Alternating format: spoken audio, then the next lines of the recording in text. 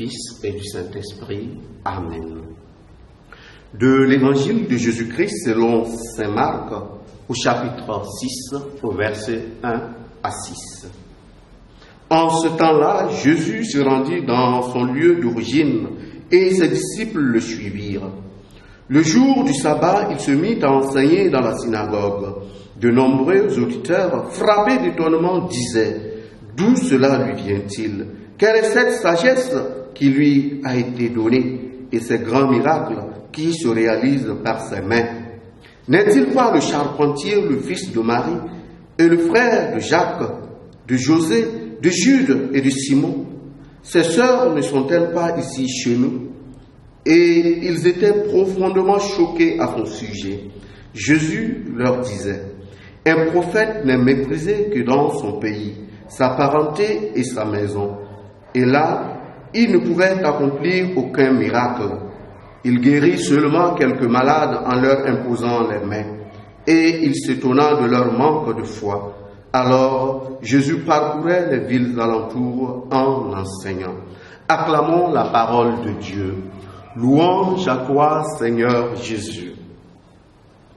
Bien-aimés dans le Seigneur, l'évangile de ce jour nous montre le Christ dans une situation délicate, pour ne pas dire dans une situation de rejet, dans une situation où son action est remise en cause. Et pourquoi son action est remise en cause? Son action est remise en cause parce qu'il retourne chez lui où tout le monde pense le connaître, chez lui où tout le monde pense le cerner.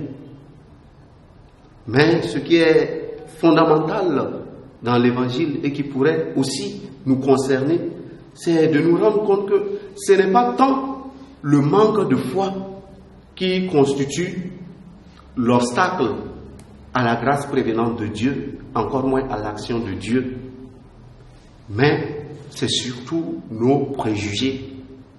C'est nos préjugés en réalité qui empêchent la providence d'agir dans nos vies. Pourquoi? Parce que ces préjugés-là nous empêchent de nous ouvrir. Ces préjugés-là nous ferment les yeux pour dire simplement nous devenons des aveugles spirituels à cause de nos préjugés.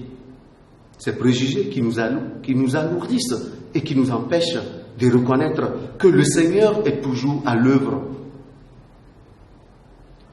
Et il nous est cher et il nous incombe à chaque chrétien de prendre conscience que le premier travail de purification que nous avons à faire, c'est vraiment de nous détacher de nos préjugés.